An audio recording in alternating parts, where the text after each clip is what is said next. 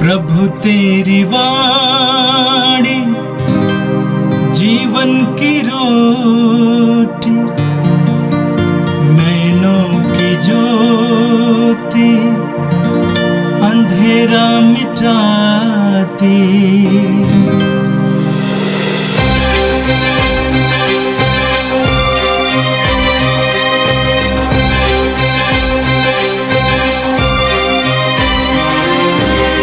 प्रभु तेरी वाणी जीवन की रोटी, नैनों की ज्योति अंधेरा मिटाती।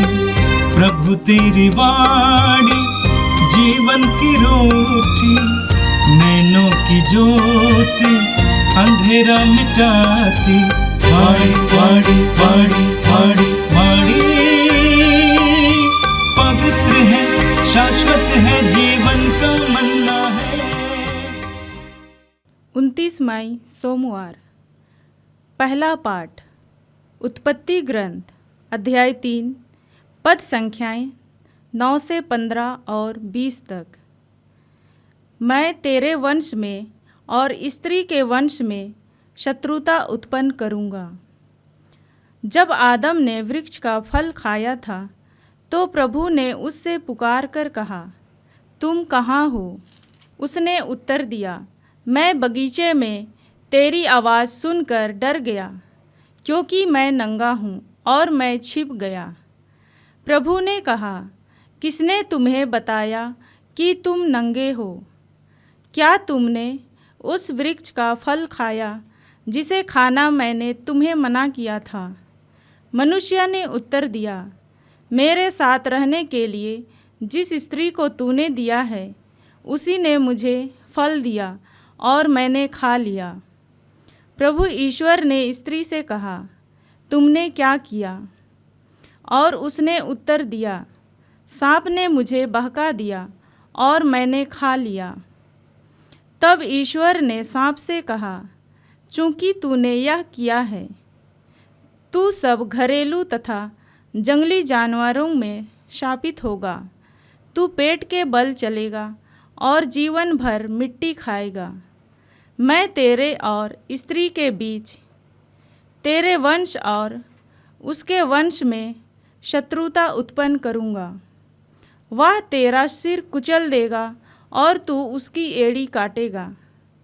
मनुष्य ने अपनी पत्नी का नाम हव्वा रखा, क्योंकि वह सभी मानव प्राणियों की माता है। यह प्रभु की वाणी है। संत यूहन्ना के अनुसार पवित्र सुसमाचार अध्याय 19 वाक्य 25 से 35 तक। ईसा की माता, उसकी बहन क्लोपस की पत्नी मरियम और मरियम मगदलेना उनके क्रूस के पास खड़ी थीं। ईसा ने अपनी माता को और उनके पास अपने उस शिष्य को जिसे वो प्यार करते थे देखा। उन्होंने अपनी माता से कहा, भद्रे, ये आपका पुत्र है। इसके बाद उन्होंने उस शिष्य से कहा, ये तुम्हारी माता है। उस समय से उस शिष्य ने उसे अपने यहां आश्रय दिया।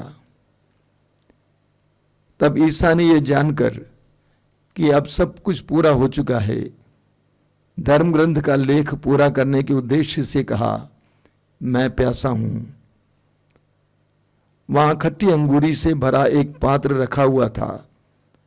लोगों ने उसमें एक पनसोखता डुबाया और उसे जूफे की डंडी पर रखकर ईसा के मुख से लगा दिया।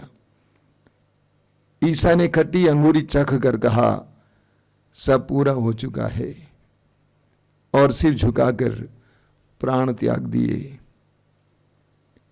वह तैयारी का दिन था। यहूदी यह नहीं चाहते थे कि शव विश्राम के दिन क्रूस पर रह जाएं, क्योंकि उस विश्राम के दिन बड़ा त्योहार पड़ता था। उन्होंने पिलातुस से निवेदन किया कि उनकी टांगें तोड़ दी जाएं और शव हटा दिया जाए। इसलिए सैनिकों ने आकर ईसा के साथ क्रूस पर चढ़ाए हुए पहले व्यक्ति की टांगें तोड़ दी, फिर दूसरे की। जब उन्होंने ईसा के पास आकर देखा कि वो मर चुके हैं तो उन्होंने उनकी टांगें नहीं तोड़ी, लेकिन एक सैनिक ने उनकी बगल में भाला मारा और उसमें से तुरंत रक्त और जल बह निकला। जिसने ये देखा है वही इसका साक्ष्य देता है और उसका साक्ष्य सच्चा है। वो जानता है कि वो सच बोलता है, जिससे आप लोग भी विश्वास करें। यह प्रभु का दिव्य सुसमाचार है। ख्रिस्त प्रभु की जय।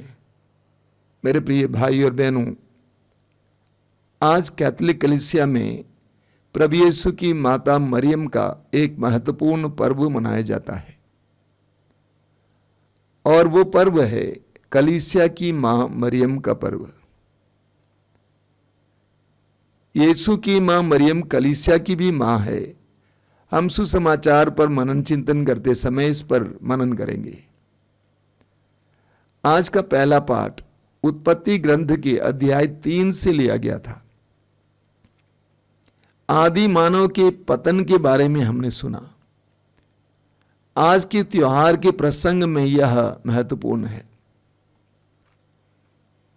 हमने सुना कि ईश्वर ने आदम और हेवा को अदन बगान में रखा था और उन्हें आदेश दिया था कि सभी पेड़ों के फल खा सकते थे, लेकिन बीचों बीच के एक पेड़ का फल नहीं खाना, जिसे जीवन का वृक्ष कहा गया, भले बुरे के ज्ञान का वृक्ष कहा गया।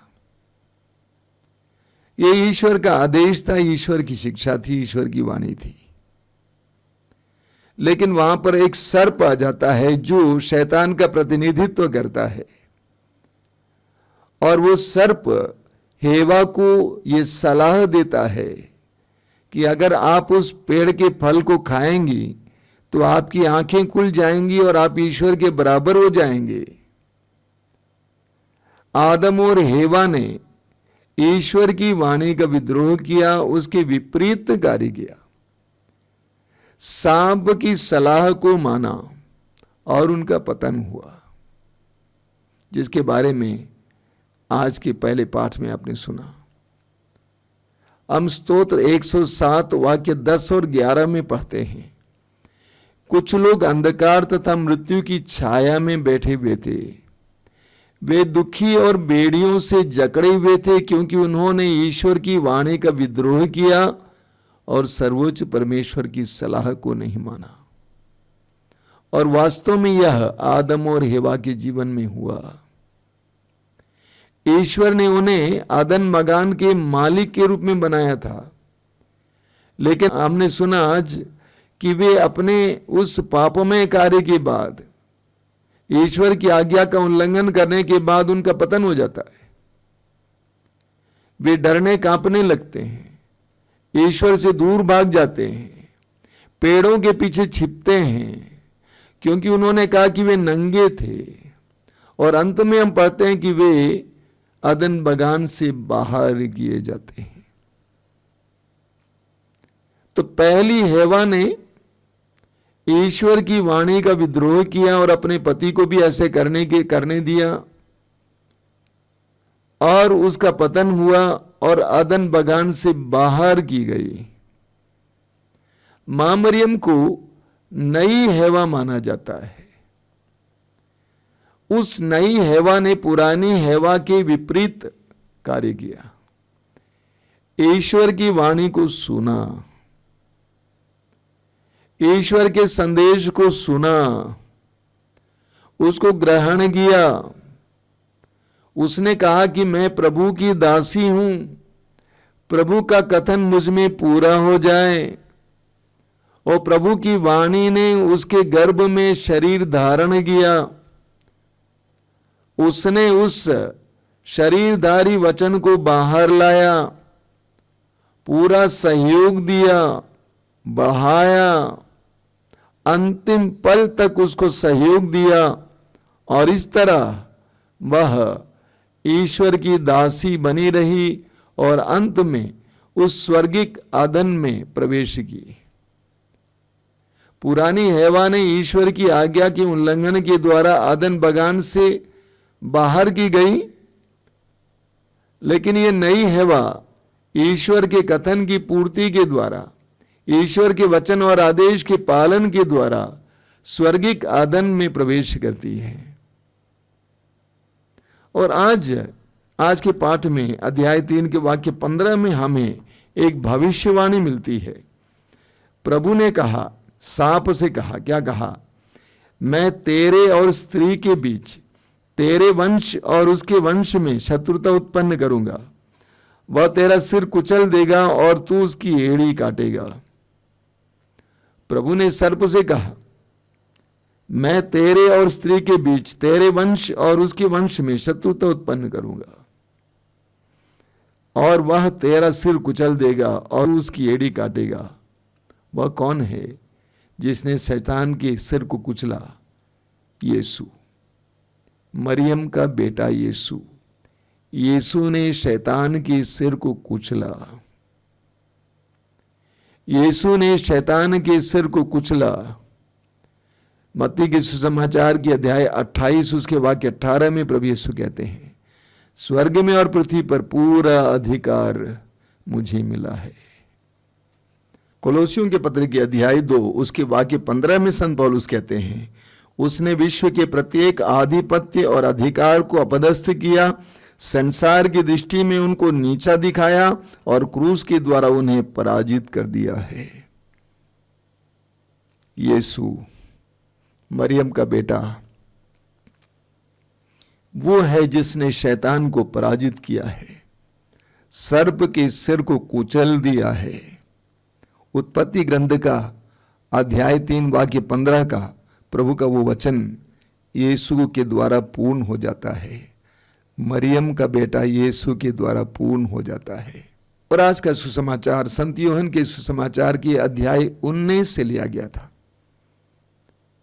सुसमाचार में हमने प्रभु यीशु के दुख भोग के अंतिम पलों के बारे में, उनकी मृत्यु के बारे में, उनके दफन के बारे में सुना। यीशु की मां मरियम इन सारी घटनाओं की साक्षी थी। यीशु की मां मरियम ने इन सारी घटनाओं को देखा। जब यीशु क्रूस पर लटके हुए थे, उन्होंने अपनी नजर अपनी मां पर डाली और उन्होंने अपनी मां के दर्द और पीड़ा को महसूस किया। उस मां के दर्द और पीड़ा को जिसने वचन को ग्रहण किया था,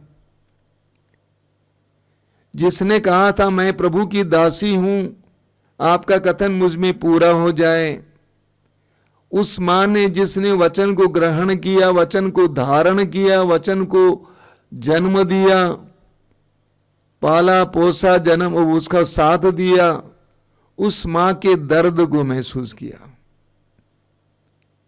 मां मरियम अकेली थी, यानी वो विधवा थी। वहां यूसुफ नहीं थे, यूसुफ शायद मर चुके थे। उस विधवा के दर्द को प्रभु यीशु ने महसूस किया और उस क्षण में भी, उस दुख की घड़ी में भी यीशु ने अपनी मां के प्रति अपनी जिम्मेदारी को निभाया। ईश्वर के दिए गए 10 नियमों में चौथा नियम है मां बाप का आदर करना, मां बाप की सेवा करना, सम्मान करना, ख्याल रखना। और यीशु ने अपनी मां का दर्द महसूस करते हुए बगल में खड़े यूहन्ना को दिखाकर कहा, यह आपका पुत्र है, यह आपका पुत्र है। इसके द्वारा एक बात स्पष्ट हो जाती है कि यीशु की मां मरियम के अन्य बच्चे नहीं थे। हालांकि सुसमाचार में हम पढ़ते हैं कि यीशु के भाई बहन मिलने आए थे। हो सकता है चचेरे, ममेरे, मौसेरे भाई बहन। अगर उनका अपना भाई या अपनी बहन होती तो वह मां मरियम को यूहन्ना के हाथों में नहीं थमाते। और यूहन्ना से यीशु ने कहा, यह तुम्हारी मां है। एक बात को याद करने की आवश्यकता है, 12 प्रेरितों में एक तो यीशु को पकड़वा दिया और उसके बाद आत्महत्या की, लेकिन 11 प्रेरितों में से एकमात्र प्रेरित यीशु के क्रूस के नीचे खड़ा था यूहन्ना। यूहन्ना के हाथों अपनी मां को थमाते हुए प्रभु यीशु ने क्या किया, अपने मां को कलीसिया के हाथों में दिया। वचन में हम पढ़ते हैं, उस समय से उसने मां मरियम को आश्रय दिया, अपने यहां आश्रय दिया। यानी उस समय से प्रेरितों की मंडली मां मरियम का परिवार बना। उस समय से प्रेरितों की मंडली मां मरियम का परिवार बना और उस मंडली की वो अगुवाई करती रही। प्रेरित चरित्र के अध्याय 1 उसके वाक्य 14 में हम पढ़ते हैं, प्रभु यीशु के आदेश के अनुसार शिष्य पवित्र आत्मा की प्राप्ति के लिए, पवित्र आत्मा के अभिषेक के लिए प्रार्थना में बैठे हुए थे। किसके साथ? पवित्र नारियों के साथ और यीशु की मां मरियम के साथ। मैं तो कहूंगा मां मरियम ने शिष्यों को पवित्र आत्मा का अभिषेक पाने के लिए तैयार किया, क्योंकि स्वयं मां मरियम ने पवित्र आत्मा का एक ऐसा गंभीर और बड़ा अभिषेक प्राप्त किया कि उसके अंदर वचन देहधारी हुआ। एक बहुत बड़े वक्ता हैं सुसमाचार के और बहुत सारे चमत्कार उनके द्वारा होता है, बेनिहिन।